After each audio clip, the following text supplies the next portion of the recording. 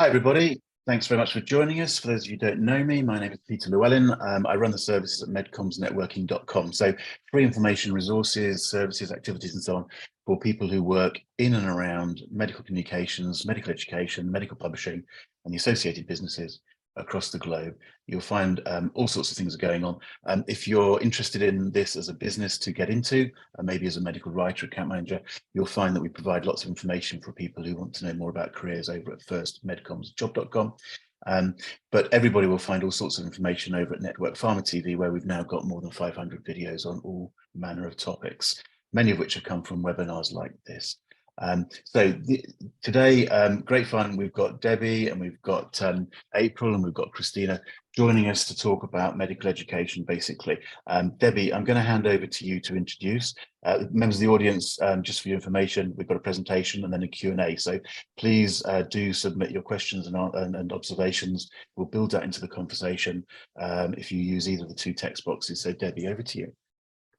Oh, thanks, Peter, and thank you for the opportunity to come and present to everybody today. So my name is Debbie Cockayne. I look after Page Medical, and we are a full-service healthcare communications and medical education agency. So I've just got a few slides today to run through, and basically at Page Medical, we are an accumulation of various different products that we have. So we have events, insights, learn and write. But what goes through the thread of all of that is that we are storytellers. And I think a lot of people out there will resonate with the fact that as medical writers, we all think that we're storytellers. But I think through all arms of our business, we create stories, and whether that's through creating programs for events, or whether it is through doing manuscripts, or actually curating online courses, we're all about telling stories. So what gives me the right to talk to you today? Well, we have over 60 live courses at the moment. We have reached over 800,000 learners globally. And I have to say a lot of that has been done over the last few years. And we have covered everything from dentistry to infection to even neonatal nutrition in sub-Saharan Africa. So we truly have got a global reach and very diverse different areas. We have a multidisciplinary team here, and I've listed their job titles up on here. And we're going to come back to that later, because we're going to talk about actually what makes good e-learning. And one of my big things is about that multidisciplinary skill. Now, whether you've got a team of people or whether you can employ that skill yourself, then I think that we need to keep that in mind as we go through today. So I just wanted to start with a little bit about e-learning. You may or may not have dabbled in this so far, but I stole this graph shamelessly from the financial papers around the e-learning market globally. And you can see the dotted line at the bottom was what was predicted to happen with e-learning before COVID, and actually the green bars are what's now predicted to happen post-COVID. There has been an explosion in e-learning, and the market's expected to be $1 trillion by 2027. So it's something that I think if you're not involved in it so far, you may want to be involved in it if that's going to be the explosion that we're going to see. So what is e-learning? Well, I'm going to tell you what it isn't. And it's something that I think a lot of people who have dabbled and put their toe in water think that actually if they've developed manuscripts, they have spoken at a conference, then actually you can just go and put that online, ask a few questions, and that's e-learning. It really isn't. It's not voiceover PowerPoint. It's not boring slide sets. It really isn't dull. There is a quote that I saw yesterday, actually, that somebody said, if a course is boring to make, it's boring to take. So actually, if you are involved in this, think about making it interesting for you, because it's not interesting for you, it's not going to be interesting for your audience. But I'm going to take you through a little bit about a process to understand what skills you need. We're going to talk about a process. And we have I'm practicing what I'm preaching here and having our infographic, but this is our Page Learn process, what we go through for all of our e-learning courses. And the most important thing is the initial setup. So this is where we're starting to think about what course we're going to be doing. And the first thing is about learning outcomes. This isn't just about presentations anymore. It's not about writing. This is about education. So how are we going to achieve that learning outcomes? What are the 3 or 4 things we want our learners to know as a result of taking this course. And then that comes into, well, who are our target learners? So what does that person look like? Where are they in the world? Are they in South Africa, in Portugal? Are they, what age are they? What level of knowledge do they have? Are they the junior doctor level? Are they the consultant level? Because we need to keep in mind that target learner as we go through the development to make sure we've got consistency in tone, in language and approach. We need to understand what platform to use, and we're going to talk a little bit later about that, and we're going to have one of the experts on one of the platforms that's going to be speaking after me. But also the subject matter experts. We may be experts in that content curation and getting that story together, but we need the experts. We need the people that know this area inside and out. But we also need to know how we can help them to provide content in the right way.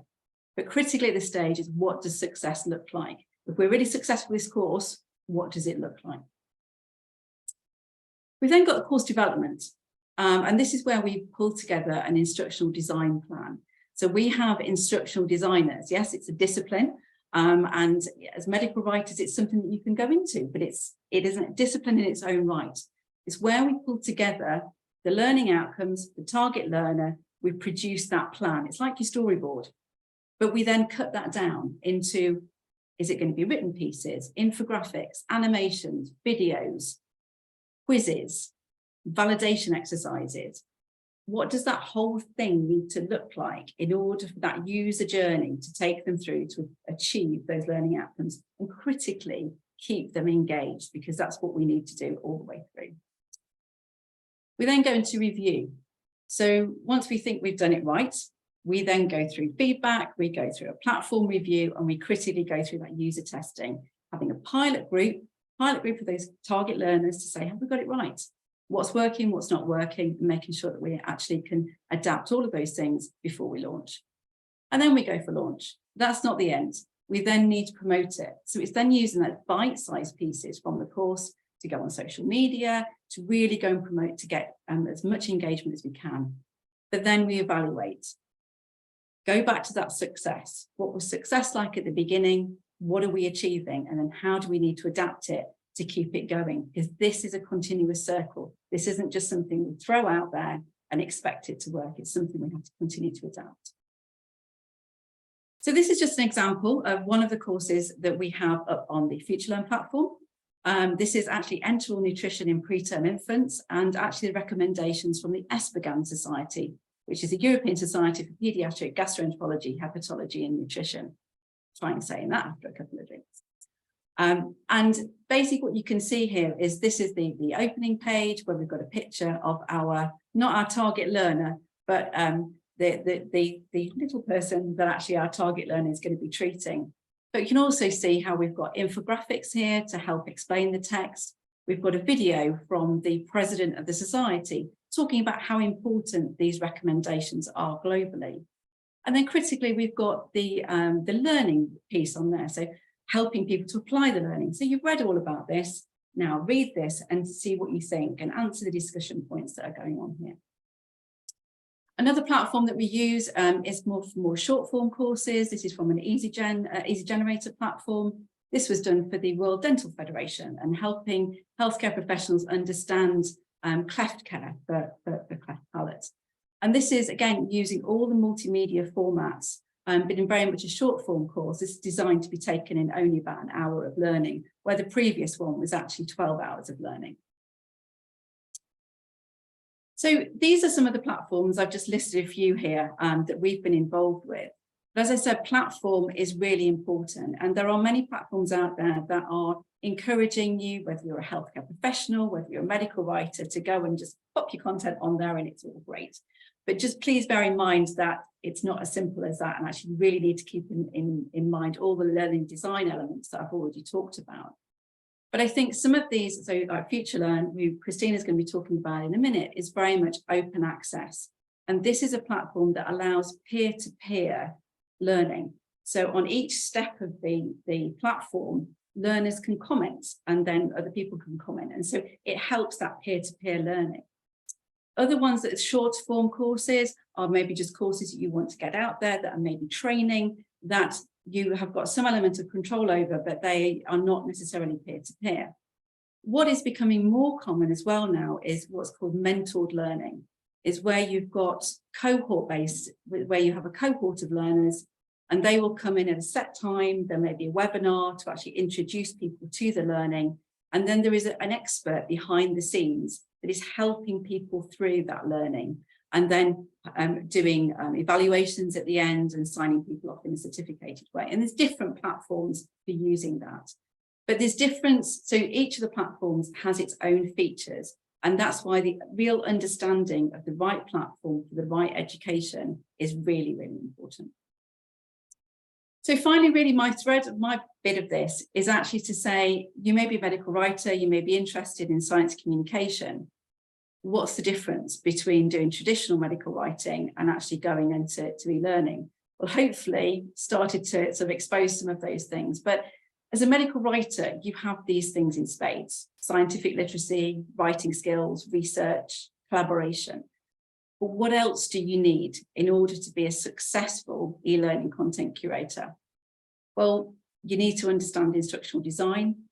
You need to understand multimedia content and the value of that and the right places to use it, because sometimes video just is not the right media to use. But graphics, animations, videos, simulations, understand that user experience and also the technology. What's the weaknesses of some of the platforms you use, and actually how can you overcome those? What are some of the strengths that you can use in terms of recommendations? But also evaluation. There is no point in producing anything unless you can evaluate the success of it. So that's me, and I'm obviously here for questions and from a very lively debate, but I'd now like to hand over to Christina, who is a Partnership Development Manager at FutureLearn that we've been working with for many years. And Christina is going to take us through making online training work in healthcare. Thank you, Debbie. It's great to be here in such good company today. As Debbie said, I work for FutureLearn and I manage the entire healthcare portfolio, so our strategy, partnerships, content, etc. I will talk a little bit about what our findings are in terms of what works well in healthcare, because healthcare actually represents about 20 to 25% of the total content on the FutureLearn platform. So this is about FutureLearn, this slide, but the same applies to most big platforms. These are the different types of courses. So most big online platforms have courses that range from a short format that's a few hours long to fully online degrees. We also have expert tracks, which are bundles of short courses, and micro-credentials, which either carry academic credit or professional certification. Again, you will find similar types of courses on other platforms with different names, perhaps. This is the packaging, and how you package your course is really important because, for example, short courses are usually more basic, and especially if they're free or on the freemium model where access is free and you pay for extra benefits, you may get many learners, but you won't necessarily get only professional learners. Whereas by having, for example, a paywall up front or more hours of learning or more advanced content, you will get more professional learners. So a more niche audience, smaller numbers, but more targeted audience. And these are things you need to decide early on in the process. In terms of our audience base, I have a slide again. This is about FutureLearn, but obviously you will find similar statistics for other platforms. We have about 18 million learners. FutureLearn started in the UK. It was actually created by the Open University. It's now owned by a company called GUS, Global University System. So the majority of our audience is in the UK and the rest of Europe and Asia. Most of them are professionals, and the majority identify as female. And I will get back to that later because we think there's a reason for that. We are not pedagogically neutral as a platform. We have an opinion on what works well online, and we invest in social learning. So the idea that people learn better when they learn together. There's always space for people to interact.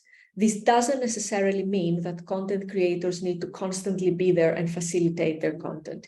The statistics are slightly different for our healthcare courses. So our healthcare audience is heavily skewed towards the UK. This is because we work with the NHS, and obviously it's a massive employer, hundreds of thousands of learners.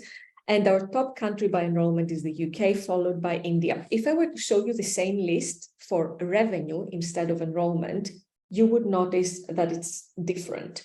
And that's another thing for you to consider when you build a course. What do you build the course for? Do you build it for reach? Do you build it for revenue? And just accept early on that you're not pizza. Not everyone is going to like you. You need to decide on your audience and build for them. You can't build a course that works for everyone. The general public, the professionals, the early career professionals, the senior professionals, every country, everyone. It doesn't work that way. I have a quote from Nelson Mandela. Actually, our mission statement as a company is that we want to transform access to education. And online learning has done just that. It's transformed access to education. So last year, we published our Future of Learning report, which you can actually find online if you just Google Future of Learning Report 2022. And we asked people what they need from learning and why they value online learning. And obviously, flexibility is what's most important to people. 26% said that they want learning that fits around their schedule. 23% like the fact that they can learn at their own pace. And you won't be surprised to hear, or at least I wasn't surprised to find, that these percentages are higher for women. So women value flexibility more. Most platforms are mobile first. That's actually quite important because we increasingly use our mobile phones more and more. The other advantage of online learning is the diversity of the audience. You can access people anywhere in the world. And also, especially with more basic courses where there are no paywalls up front, etc., you also get a strong patient voice. To give you an example of that, we have a course on the platform called The Many Faces of Dementia. And it's a course about the science behind dementia, but also the lived experience of dementia. If you see some of the conversations that happen in this course between people who have just been diagnosed and their carers and healthcare professionals, this is just as valuable in terms of learning as the course itself. And obviously, global knowledge sharing. Although, again, you can't build something that works for everyone. We saw that a lot during the pandemic, incredible global knowledge sharing, especially at the early stages when everyone was trying to figure out what to do. But at the same time, I remember many of our partners were building courses showing, for example, critical care units. But a critical care unit in Europe is very different to a critical care unit in another part of the world. So people were like, well, we don't have any of that equipment. What do we do? So this is something to bear in mind. Even the images you use on a course say something about the context you were thinking about when you were building the course. So this is why online learning is good for learners. Why is it good for organizations? First of all, if you know how to build an online course, or if you work with a company that knows how to build an online course, like Paid Medical, it's a faster route to market. They're faster, they're good, quick to build, and you can also adapt them easily when you get more information or when guidelines change. It's a great way to showcase your expertise, speak to your target audience, but also find new audiences. Many of our partners are often shocked by their audience demographics.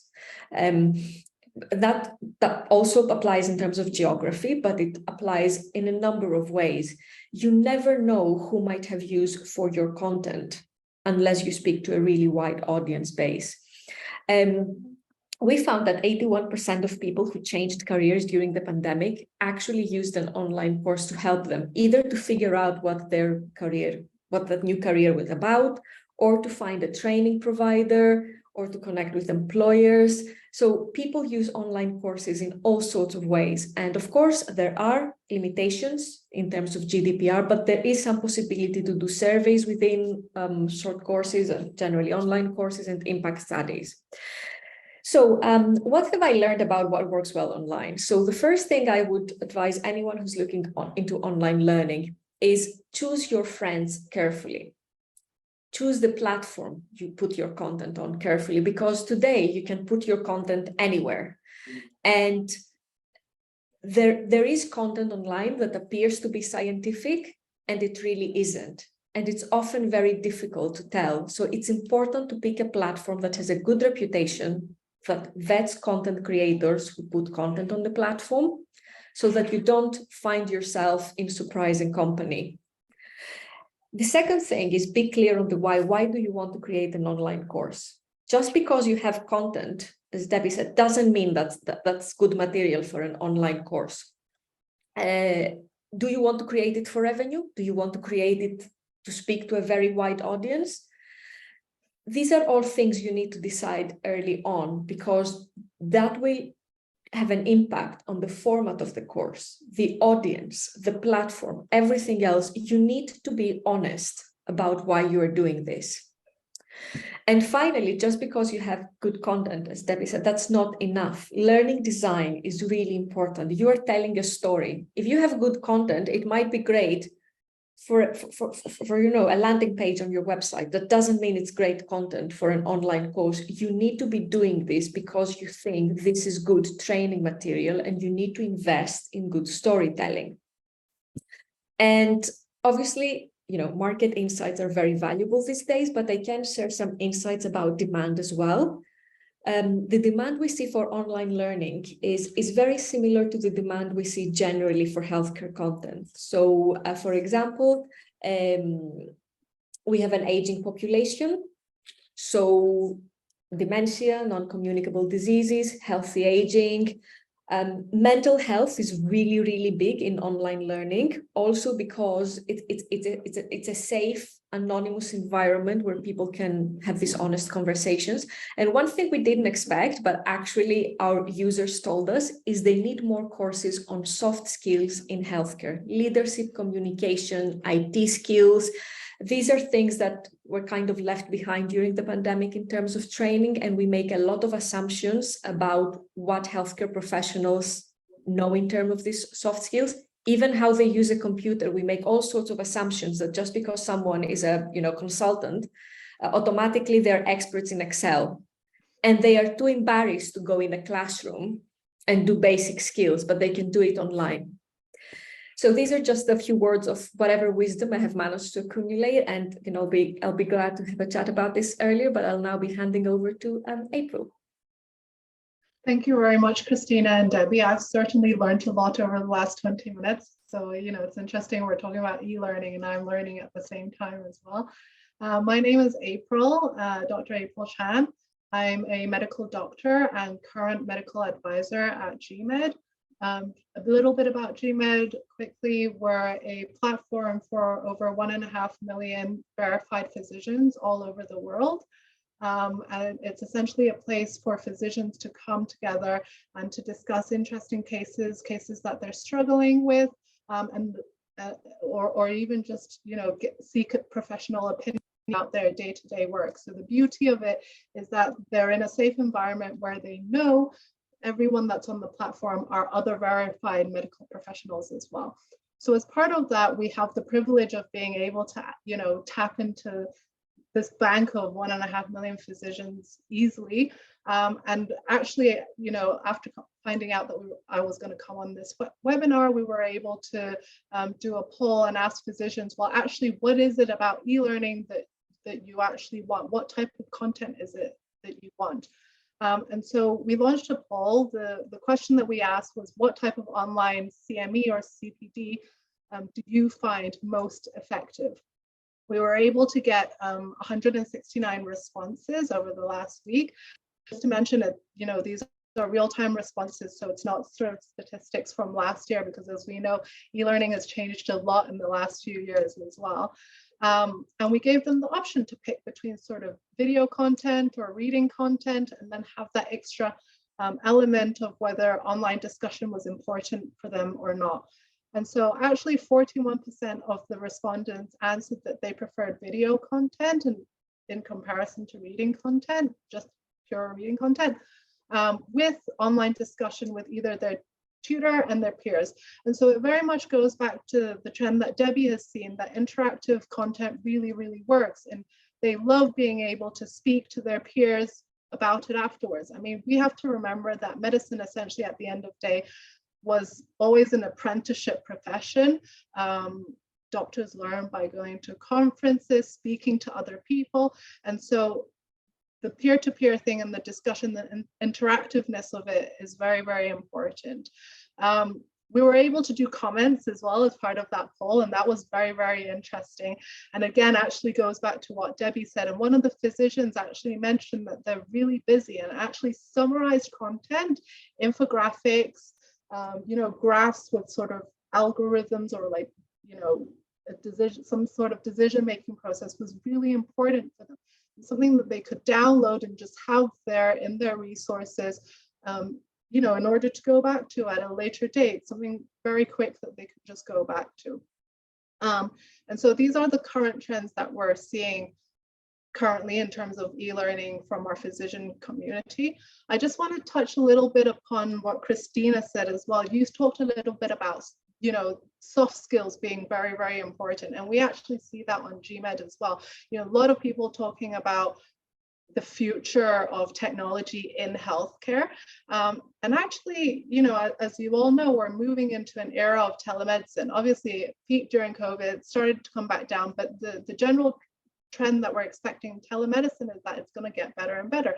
And it only makes sense to do learning for telemedicine through, you know, virtually through e-learning. It doesn't, you can teach communication for telemedicine through a face-to-face course. And so actually, you know, trying to expand that into different areas of medicine, we're seeing a huge trend into the digital shift. And the only way that we would be able to support learning as part of that shift is actually to move a lot of that, you know, content online as well, and do it through the methods that the physicians will be using digitally. And so, you know, that's the sort of insights, the big picture of the insights we've been able to gather. And Peter, I'll hand the microphone back to you and let you continue. Great, thanks everybody. So look, there's a good sized audience here today. Do please use the text boxes and send in some comments and questions and observations. We'll sort of interweave that within the discussion. I'm going to bounce around a little bit though, if I'm left to my own devices. So April, can I start with you? Just talk a little bit. I mean, I'm going to put you a little bit on this on the podium as well. You know, you're a UK healthcare professional. Talk a little bit from that point of view. I mean, it's interesting to hear what you've said about the results from GMed and so on, but from your personal point of view, UK healthcare professional, and particularly over the last couple of years, with everything that's happened, how do you view e-learning for you personally, and how do you engage with it? Yeah, I mean, first of all, there's the basic learning that every doctor has to do, right? The Royal Colleges specify roughly 50 hours of CME, CPD from learning from an outside organization. So that's almost the type of learning that they have to do, and they're sort of forced to do it. And I think traditionally, yes, you know, we always read our journals and we always try to stay up to date, but then there was sort of this forced element to it. You know, I remember graduating from medical school, joining my first hospital, and them giving us a load of e-learning to do that we really didn't want to do. But I'm glad to say nowadays, you know, just a few short years later, I'm actually going to FutureLearn myself and to, you know, the other online platforms to actually look for things to learn about, because the content is a lot more engaging. You know, as Debbie and Christina both said, it's not just about transforming what was in the classroom into the digital arena. And so I definitely see this shift of being forced to do it, and then now actually actively going onto those platforms. And of course, there's just so much more choice when you're doing it online, because, you know, I can learn from someone from the US, or I can learn about, you know, from this expert somewhere else in the world. But the physical, you know, having to attend physical courses is so much more limiting. And I think that, you know, that's a really positive shift. One of my questions, to be blunt, is, you know, I've grown up over a long period of time, and we talked about how doctors, healthcare professionals, you know, however well we present information, you know, in the good old days, it was in maybe paper format or something. We used to put up little cartoons of a doctor sitting there with their sort of reading list, sort of like up here somewhere beside them, sort of thing. And we used to talk around the problem that, you know, doctors haven't got time to read this stuff. So yes, there was value in summarizing and providing it in different ways and so on. A lot of the feedback, and you talked about it, or you all talked about it in terms of what people like online. The great thing is we can do it in our own time, do it in chunk size bits and also. But are we actually just giving you as a healthcare professional a reading list that's ginormous now? And yes, it's a great idea that I can go in and do, but actually I'm too busy to go and get it anyway. So are we actually conning ourselves? Is that is that maybe a slightly provocative comment? But do you think there's a concern about that? I don't think that's necessarily the case. I mean, I think you've just given them more to pick from, topics that they're actually interested in. So it's about moving from like a little library to then dropping them, in the middle of the British Library and having all the British Library, so, exactly. Yeah, so I think it's helping in the sense that they actually want to be there and they want to learn and they're absorbing the information because they're actually interested about it. Okay. I would Debbie, actually, sorry, go on. Sorry, I just wanted to say I actually understand the danger here, Peter, because if we give people learning that can be done from the comfort of their homes, what's stopping employers from saying, well, you don't need time off work to do your learning, which you would need if you had to actually go into a classroom. You can work your 8, 9, 10 hours a day and then go back home and continue working because you're effectively learning from work. So yes, there is a danger there. I will actually believe it is a possible trap. And we need to always remember that online learning is learning and people need to dedicate time, because similarly, we do not want people to do online learning while they're cooking, holding a baby with the TV on in the background, because they're not learning. Yeah. Yes, they're clicking the buttons, but they're not really learning. So we should take online learning seriously, and we need to think of it as learning, not just an exercise you do where you click the buttons to get the certificate. Okay, so let's go in that direction a little bit further. And from your experience, Christina, how do you make sure that they're actually doing something rather than just clicking those buttons and collecting the certificate at the end, sort of thing? What's your observation on that front? Because I see that as a huge danger. Yeah, of course. So that's an excellent question. And it's easier to do it when you have micro-credentials or degrees, because there are all sorts of assessments and things you need to do along the way. It's not as easy with short courses, because the assumption with online learning, especially at the beginning, was people are here because they want to be here and they want to learn. So, and also because online learning was always associated with adult learning. So it wasn't something for children. So it was always built on the assumption that people want to be here. I think this is something that all online platforms will have to think about very carefully in the future, because once it becomes mandatory and it's something you do for work, there is always like an element of like being forced to do it, so you'll just click the buttons. I'll be very honest with you, right now there is no great way to track learners and make sure they're actually doing it, unless the content creators are willing to do impact surveys, or unless employers want to see the learners implement whatever they're learning in their workplace. But yes, all online platforms are built on the assumption that you actually want to be there. No one's forcing you. I think, Peter, I think there's a really interesting point in there. Sorry, and I'm just as you're talking, I'm thinking I just find it fascinating to see how the kids have been learning over the last couple of years, and how things have changed there. And without sort of embarrassing him, my sort of 15, 16-year-old kid really quite took to this. It was quite interesting. He really quite took to it.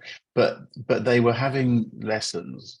I mean, I didn't see very much of it because he kept me out of the room most of the time. But there's a sort of someone talking. But the side conversations that are going on amongst the kids, your first thinking is, well, they're all just talking about football or whatever it is the kids are playing with as well.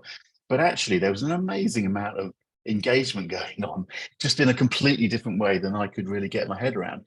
But it certainly but then there was so much variety, and the kids were responding in different ways, and some more positively than others. I just found it absolutely fascinating.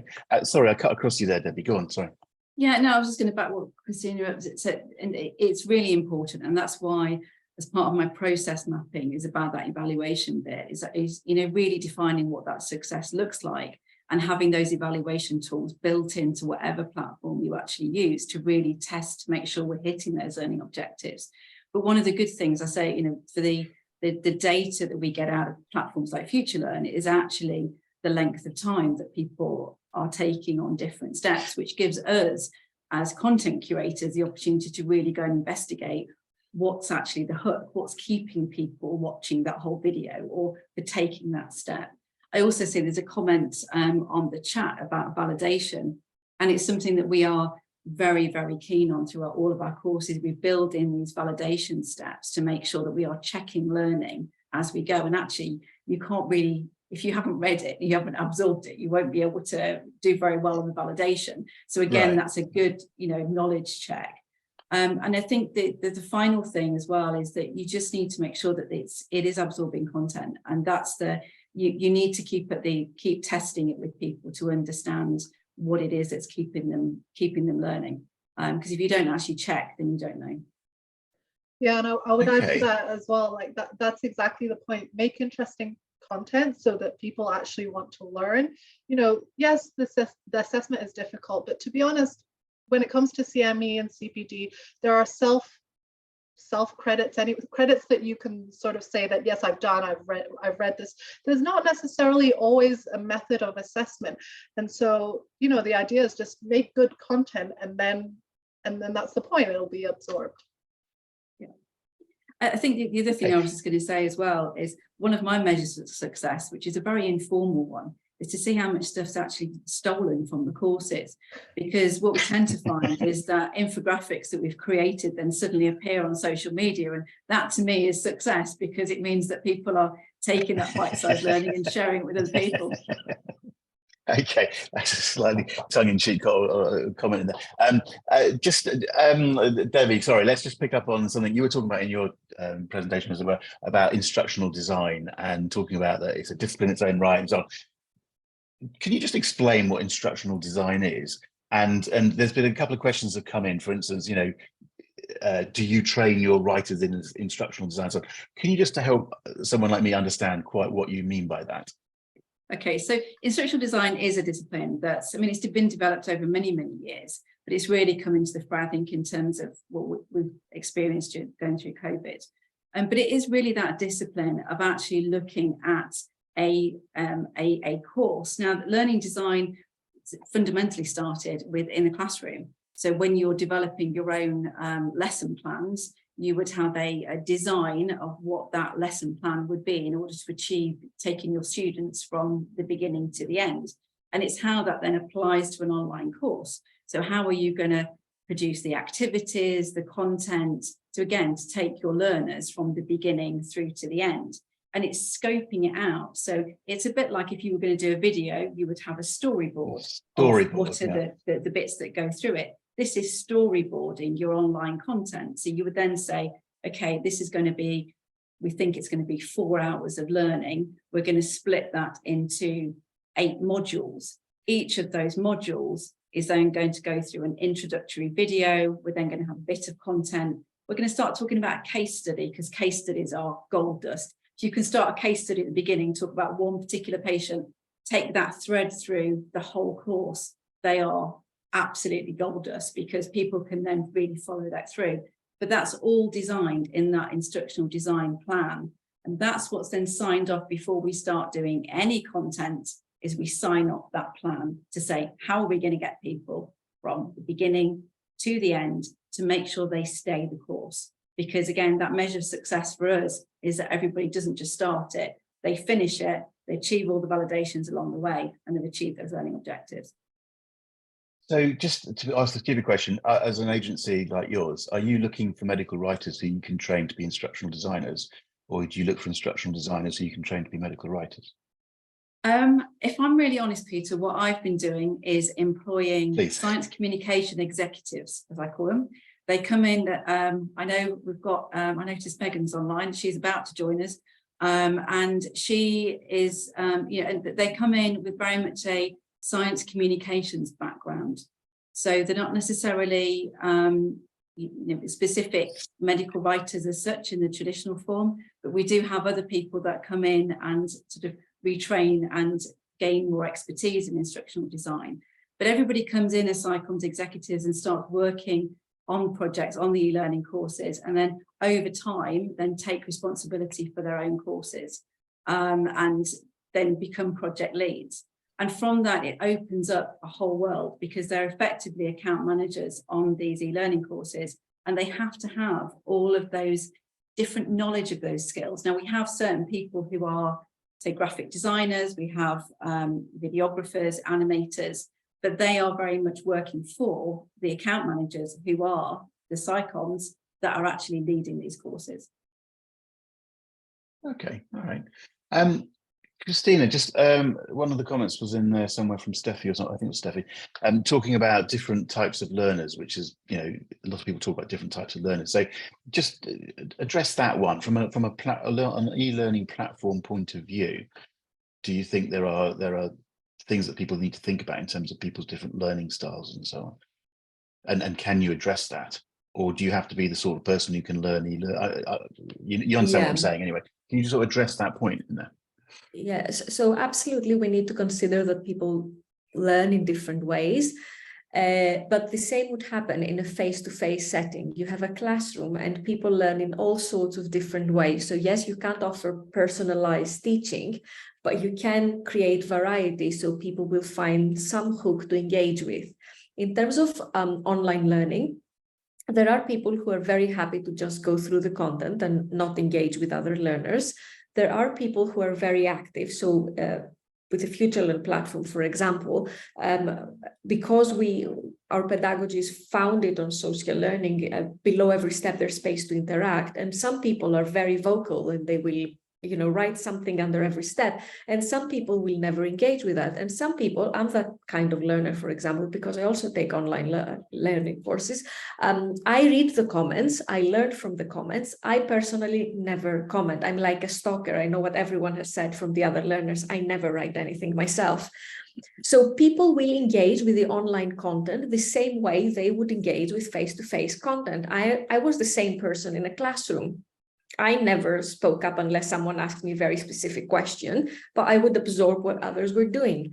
So people take whatever they need from what's on offer, but variety, and again, this comes down to learning design and giving people, you know, something visual, something audio, something to read, opportunities to engage, opportunities to be quiet. These are all things you think about in learning design, but it's not that different to designing for a classroom in the sense that you always have different personalities that learn in different ways. Okay, Debbie, you're nodding away. Would you have anything to add to that? No, I mean, I completely agree. And I think it's about being creative. And I mean, we haven't touched on the buzzword of the moment, which is AI. But actually, I think, you know, there is a massive potential to start incorporating some AI into some of the activities that we're doing. I mean, just as I can imagine it's happening in classrooms all over the place, is actually how do we start embracing AI to actually, again, make it interesting, because that's what people want to learn, you know, and actually using different methods and different technologies to actually achieve learning objectives. So I think it's not being shut down to new ideas and just trying new things as well, because it's an open field. And I think the way people learn is very, very different than how it used to be. People want their information, they want it quick. You know, we've even seen it with clinical papers now, and actually how much people have taken from social media and Twitter, you know, rather than reading a clinical paper, they just want somebody to summarize it in 5 lines. You know, so actually our methods of communication education is very different. And I think we just need to be open to all sorts of different methods. Yeah, I think there's a scary bit in there in terms of people wanting just a headline. And, you know, I've learned about this topic because I've read a tweet, and it does, you know, I just strongly believe it doesn't work like that sort of thing.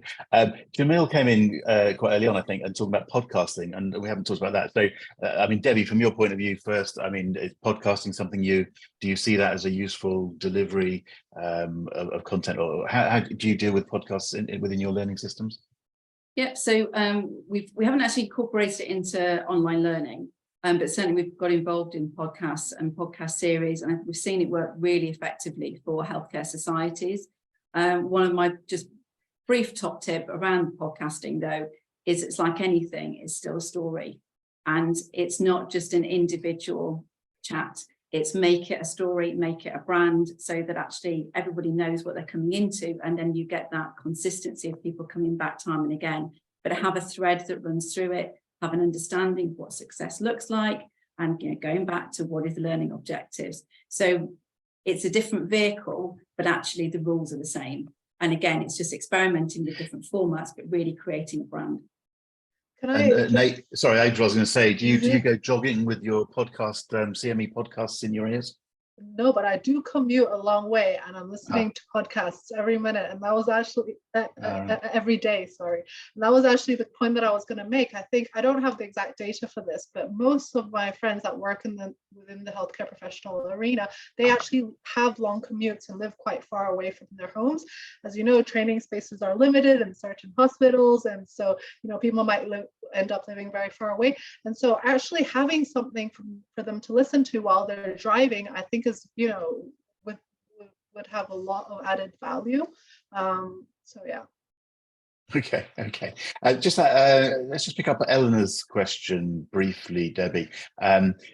In terms of measuring the effectiveness of the education, and Eleanor's particular point is, do you follow up afterwards, so that it's not just a question of have you learned something now having done this module, but is it going to influence patient care or your behavior or whatever? How do you follow that up in practice? Is it as simple as sending a survey in a week's time sort of thing, or a month's time or whatever? The difficulty is, as everybody knows with evaluation, it's keeping people engaged beyond the time that they finished it. Normally, if you can't get them as soon as they've literally gone, congratulations, you finished the course, then you've lost them. What we've tried to do, though, is in some of the courses, is engage people in a pilot evaluation group, so that they sign up at the beginning, so they fill in an evaluation survey at the beginning, one directly at the end of the course, and then they agree then for us to follow up with them 6 months later to then see, because for me, what the interesting thing is, what have you done as a result of taking that course? So we really start to collect some of those actions. Now, it's not big numbers, but what it does do is start to elaborate some of those best practices. So what has it meant? What has that change in practice meant for you and your institution? And that's where, again, you can get some really powerful stories that can really help people understand why they would want to take the course in the first place. Okay. We're probably ought to be drawing a line there. I think there's probably more we could talk about, but hopefully we've given people enough sort of to think about. And I know I can speak for all of you and say that people are very welcome to contact you. LinkedIn is the easy way. So I'd encourage people to do that. But for today, I guess we should probably draw the line here for the recording. So those of you in the audience, don't all rush away, because we've still got some minutes that we can carry on talking. But huge thank you to the panelists, as I say, to the audience and anyone watching this later. Please do reach out. I think, as we've seen, and your graph put it quite nicely, whether you look at it from a revenue point of view or not, e-learning is exploding sort of thing. And it's not that long ago. I think you started by talking about voice over PowerPoint. It's not that long ago that's what everyone just thought was e-learning, or that was what was practically possible. I mean, a lot of people used to talk about how it wasn't good enough, but there wasn't a lot of example of anything more. Whereas now I do think we're into a different arena now, sort of thing, and it's interesting to see how much is happening. So look, I would say a huge thank you, and ask you just to give us a little wave if anybody's interested in what I'm doing. MedCommsNetworking.com. Okay, guys. But basically, everybody give a little wave. We'll say goodbye. Take care. All right. Bye bye.